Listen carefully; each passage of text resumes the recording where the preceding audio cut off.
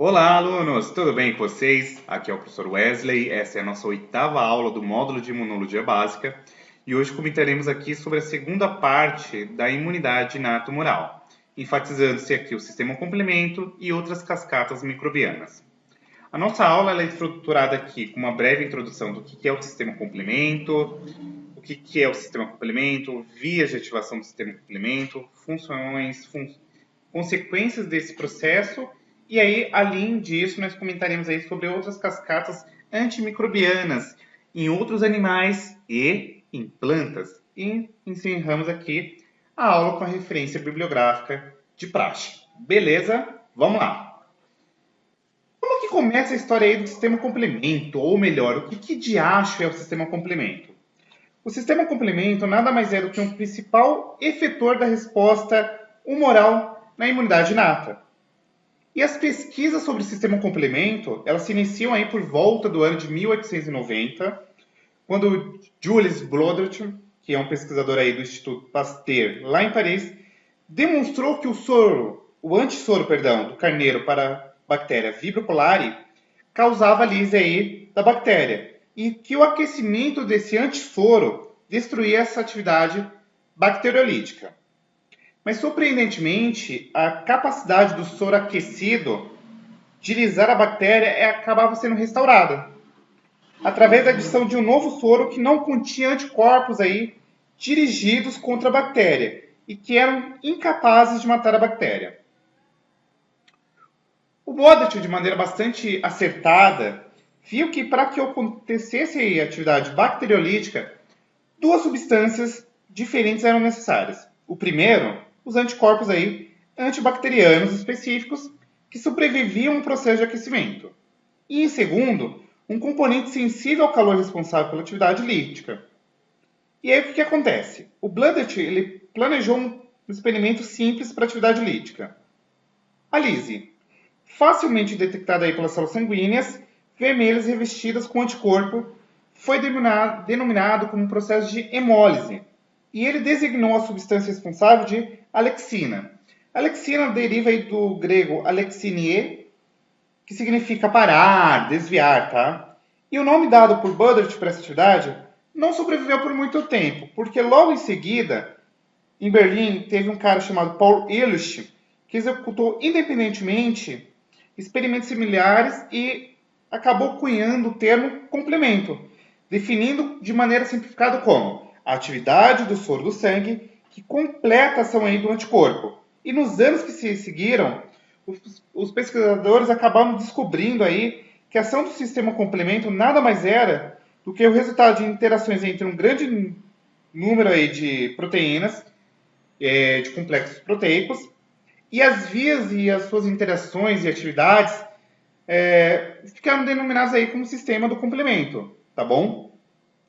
Então a nossa aula hoje ela centra-se aqui, no primeiro momento, em descrever o que é o sistema complemento, as suas funções, quais são as suas vias, e posteriormente a gente vê aí algumas implicações dessa ativação, tá bom? Então nós iniciamos agora, ó. O sistema complemento, de maneira bastante simplificada, gurizada, nada mais é do que um conjunto de várias proteínas que podem ser plasmáticas ou podem estar ligadas aí às células, tá bom? Até o momento, pelo que eu dei uma pesquisadinha aqui antes da nossa aula, foram descritas 32 proteínas solúveis e também aí ligadas às células, tá bom? E as atividades desse sistema têm impacto tanto na imunidade inata quanto na imunidade adaptativa. E além disso, é importante nós destacarmos que o seu espectro de ação vai muito além do que a gente comentou lá no experimento do Jules Brodert e do Paul Ehrlich, tá? Acaba indo muito além daquilo. Então a gente vai perceber que após a ativação do sistema complemento, tem uma série de vários desdobramentos aí fisiológicos que são importantes para garantir a homeostasia do sistema imune. Então percebamos de antemão que o sistema complemento ele tem uma função de maneira bastante simplificada em fazer com que haja uma complementariedade aí da função feita por efetores, como células, por exemplo, tá bom? E o sistema complemento, ele nada mais é do que um complexo de várias proteínas que elas vão se autoclivando, ou seja, não se autoclivando, perdão, mas elas vão desencadeando uma cascata proteolítica, ou seja, uma proteína acaba clivando outra proteína. E o sistema complemento ele é composto aí basicamente por três vias. A via clássica, porque foi a primeira via a ser descrita. Eu tenho uma outra via, denominada como via lectinícia. E, por fim, eu tenho uma outra via, denominada como via alternativa. Já quero destacar a vocês de antemão que a via alternativa, pensando em todo o percurso evolutivo, em toda a evolução do sistema imune, ela é a mais antiga, tá bom?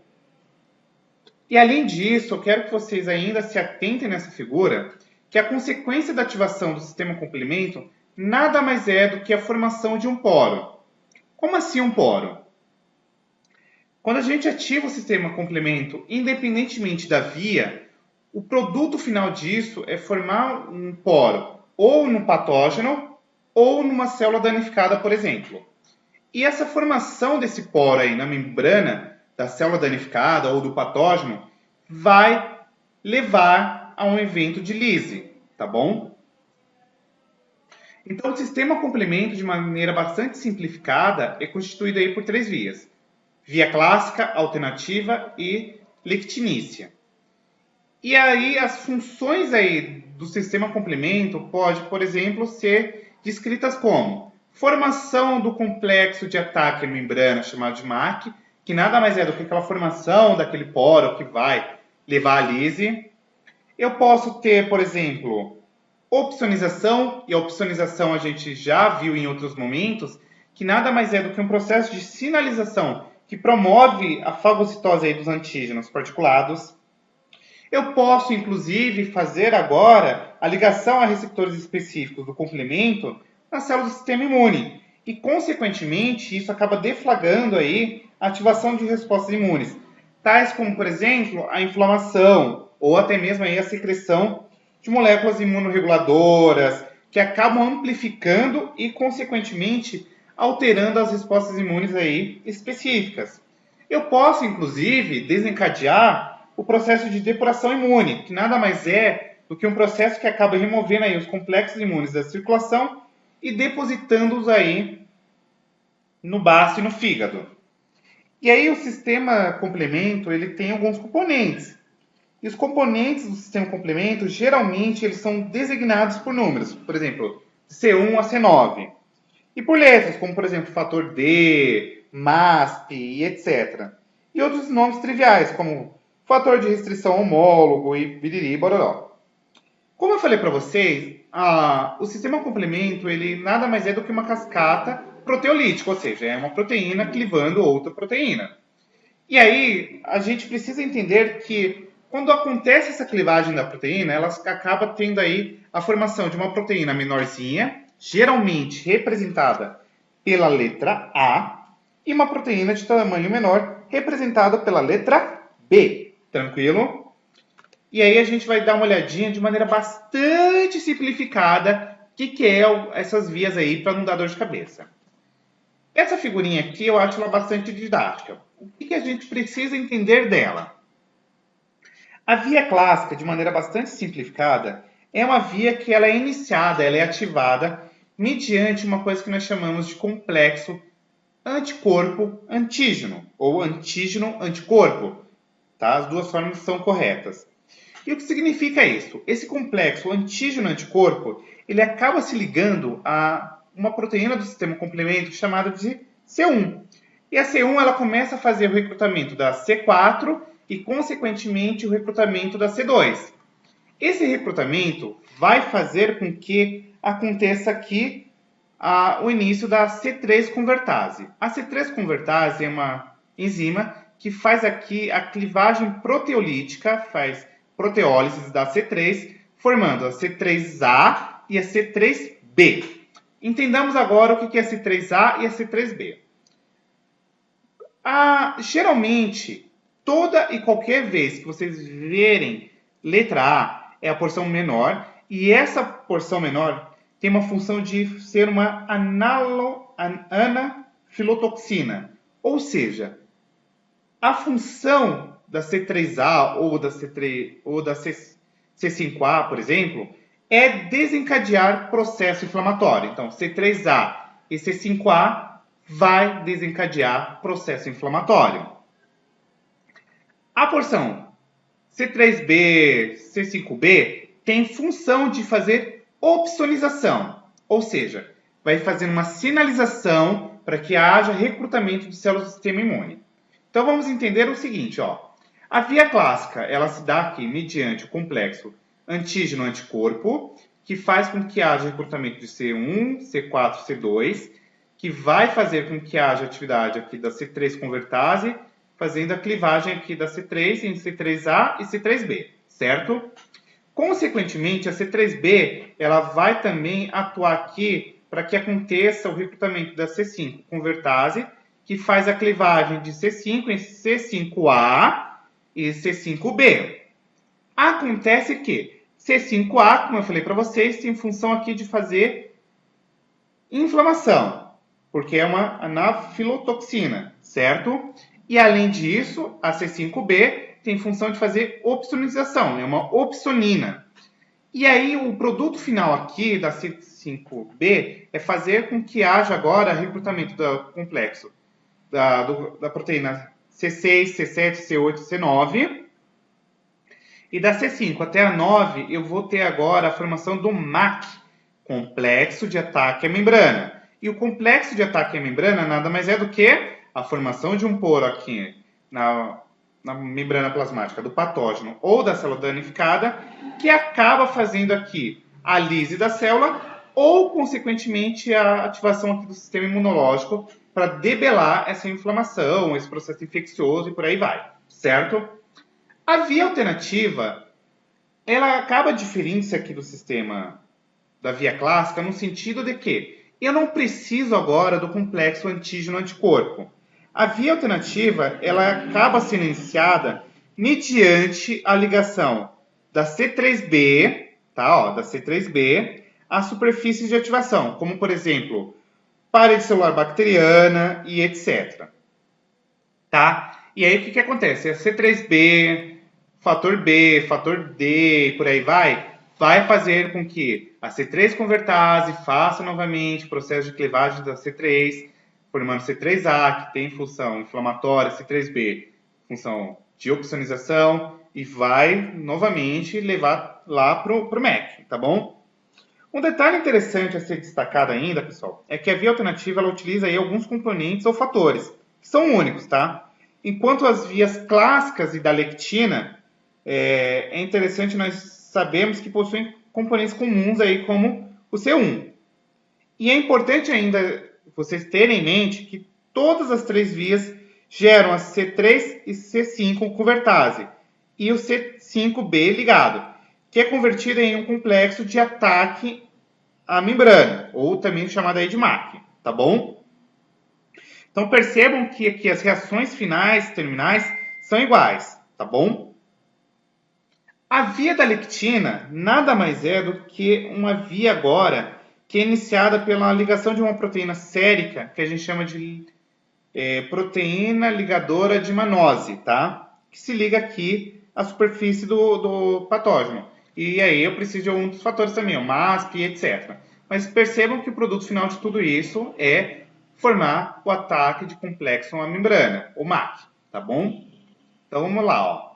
A C3B, ela leva aqui ao processo de clivagem da C5, formando C5B, que vai recrutar aí C6 até C9, que forma o MAC. E aí o que acontece, ó? C5B, que recruta C6, C7, e aí vai formando o complexo pouco a pouco, até formar o poro, e aí leva a lise, tá bom? Então aqui é uma outra forma de vocês observarem como que se dá toda a beleza aqui do processo, ó. Você pode ter iniciação pela via da lectina, que nada mais é do que o reconhecimento aqui de carboidratos no patógeno, a via clássica, que se dá aqui através do complexo antígeno-anticorpo, que se liga aqui a C1, e tem a via alternativa, que é aquela na qual a C3B se liga aí na parede do patógeno, por exemplo, na parede celular bacteriana. mas isso daqui tudo leva ao processo de opsonização, processo de ataque ao complexo da membrana aqui, que é o MAC, e sinalização aqui para que haja, por exemplo, ó, fatores quimiotáxicos aqui pela inflamação, fagocitose, por aí vai. Beleza? Então, de maneira simplificada, a ação do sistema complemento se dá aqui em fazer lise direta dos patógenos como o MAC, opsonização através da C3b ou da C5b, por exemplo, quimiotaxia e inflamação, muito bem descrita aqui pela C3a, C5a, e ativação celular, tá bom? De maneira bem simplificada para não ter dor de cabeça. Além disso, é importante nós destacarmos que as consequências biológicas aí da ativação do sistema complemento podem ser representadas de maneira bastante simplificada como uma amplificação da resposta e da conversão dessa em um mecanismo de defesa eficaz para a destruição de micro-organismo, tá bom? Além disso, o MAC, ele medeia a lise celular, enquanto os outros componentes do complemento acabam aí rompendo os produtos que participam da resposta inflamatória. A gente vai destacar com mais cuidado a resposta inflamatória na próxima aula. Tem neutralização viral, eliminação de complexos imunes e etc. E muitas das atividades biológicas do sistema complementos depende da ligação dos fragmentos dos receptores do complemento, que são expressos aí em várias células. E além disso, alguns receptores do complemento desempenham um importante papel na regulação da atividade do complemento. Por exemplo, através da ligação de componentes do complemento biologicamente ativos, da degradação destes em produtos inativos, e por aí vai, tá bom? A gente pode pensar na lise celular e etc. Então aqui é uma perspectiva evolutiva do sistema complemento. Percebamos logo de cara que a via alternativa ela é mais, como que eu posso falar? Evolutivamente falando, mais antiga do que a via clássica e a via da lectina, tá bom? Além disso, eu queria destacar que além da via do complemento aqui, do sistema complemento, nós temos uma outra via que eu acho que merecia destaque aqui, que é a via da profinoloxidase. Como que é essa via aí? Basicamente é uma resposta imunológica aqui em insetos, tá bom? E de maneira bastante simplificada, ela representa aqui o sucesso dos insetos em decorrência de apresentar aqui uma resposta imunológica bastante robusta. Como que se dá a resposta, por exemplo, em insetos? Eu tenho aí peptídeos antimicrobianos que são expressos. Eu tenho uma resposta celular fagocitária aí e bastante elaborada, de certo modo. Só que, olha, a grande sacada aqui em insetos, pessoal, é o seguinte. Primeiro, aqui eu tenho que destacar que o processo de resposta aqui em insetos se dá através da via da profinoloxidase. O que significa isso aqui?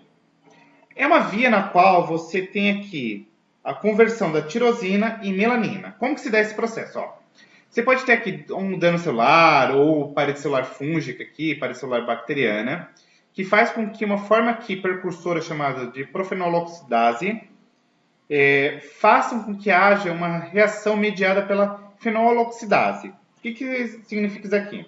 Você tem a oxidação aqui de fenóis para quinona, que nada mais é do que um processo aí que consegue fazer com que haja a conversão da tirosina em melanina.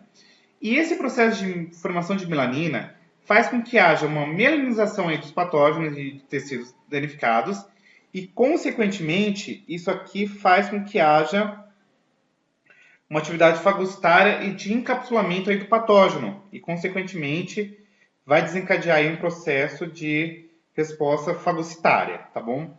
Isso daqui, por exemplo, foi muito bem descrito lá no díptero da Drosophila megalonaster, aquela clássica que a gente usa em genética, que é importante para que a gente consiga compreender esse processo. É um processo que inibe o crescimento do parasita e, consequentemente, induz junto aí a ativação da profiloxidase, várias reações aí que vão recrutar fatores antimicrobianos, citotóxicos, opsonizantes e, consequentemente, encapsulamento e fagocitose aí do patógeno, tá bom? Aqui é uma exemplificação de como se dá toda essa cascata sinalizatória. É importante nós ainda destacarmos aqui que é uma cascata de várias reações consecutivas, tá bom? É importante destacar que tem uma função aqui de fazer com que haja ação aí da formação de melanina e, consequentemente, encapsulamento aí do patógeno. E aqui é importante ainda ser destacado, por exemplo, que isso daqui faz com que haja recrutamento aí de PRRs, aqueles receptores de reconhecimento de padrão, tem aqui padrões de reconhecimento molecular e por aí vai, tá bom? Essa árvore aqui eu acho interessante apresentar isso para vocês, porque geralmente quando a gente está falando de sistema imunológico, geralmente os docentes aí comentam aí de animais, né? Como a gente acabou de fazer aqui no caso de mamíferos e também no caso aqui de vertebrados. Mas geralmente a gente esquece das plantas. Aqui tem esse esquema que mostra, ó, atividade adaptativa, resposta biogênica, sistema complemento, tem aqui a via da fenoloxidase, tem atividade de peptídeos antimicrobianos, lisozimas, PRRs e por aí vai, né? Mas aí vem a pergunta, como seria a imunidade em plantas? E aqui eu quero destacar já de antemão que plantas apresentam imunidade. Eu vou escrever aqui, de maneira bastante simplificada, algumas curiosidades que já é sabida aqui em plantas. Primeiro, plantas apresentam cutícula serosa, que nada mais é aí do que uma cutícula que permeabiliza a planta e também tem aí a liberação de peptídeos antimicrobianos. Uma segunda barreira aí em plantas é muito bem descrita, por exemplo, pela parede celular celulósica. Além disso, nós temos alguns sinalizadores aqui, como o gás etileno, o ácido jasmônico e o ácido salicílico. E vamos entender aí de maneira bastante simplificada como que se dá aí a ação mediante esses três fatores. Primeiro, o etileno ele acaba sendo importante no sentido dele ser extremamente direcionado a uma resposta a patógenos, a ferimentos mecânicos ou até mesmo ferimentos aí causados por herbívoros. O ácido jasmônico, por exemplo, ele vai fazer com que haja aqui o recrutamento de MPKA, que nada mais é do que proteínas quinases ativadas por mitógenos, frente a uma resposta a um ferimento aí mecânico. O ácido salicílico, por exemplo, ele viabiliza uma resistência local e sistêmica a bactérias. E é importante nós destacarmos aqui que plantas também têm todo um arcabouço aí de várias respostas mediante a patógenos, tá bom? Outro detalhe, inclusive, que é de interesse aqui, é que se nós dermos uma olhada aqui, tanto em plantas quanto em animais, nessa própria representação aqui da imagem, percebemos que existe repetições de leucina, o que acaba sendo um indício aí de relações evolutivas também, tá bom? É importante nós destacarmos aqui que desde a nossa quinta aula a gente está comentando aí sobre PAMPs, DAMPs, PRRs, Toll-like receptors, NOD, por aí vai. E aí o que eu quero que vocês entendam é que o fagócito ele apresenta aí múltiplos receptores, múltiplas formas de reconhecer aquilo que não é próprio, que é aquilo que é próprio do corpo, e o patógeno ele apresenta aí PAMPs, MAMPs e podem desencadear aí DAMPs. Beleza? E por fim, essas são as nossas referências bibliográficas. Eu vou colocar aqui na descrição do vídeo mais duas referências interessantíssimas para vocês darem aí uma aprimorada sobre resposta imunológica em plantas. Beleza? Muito obrigado, um beijão e até a nossa próxima aula.